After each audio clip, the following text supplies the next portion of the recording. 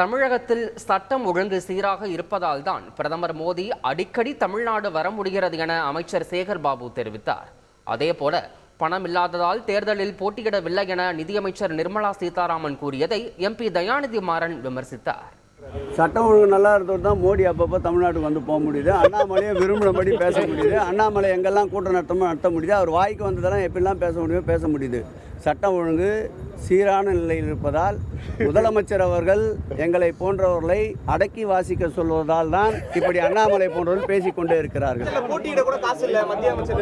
அதாவது இந்த விந்தை தமிழ்நாட்டுக்கு எந்த நிதி ஒதுக்காத நிர்மலா சீதாராமன் சொல்கிறார். தேர்தல் போட்டியிட எனக்கு பணம் இல்லை. அப்போ மோடிக்கு பணம் இருக்கா? மோடி 2 தொகுதியில் போட்டிடுறாரு.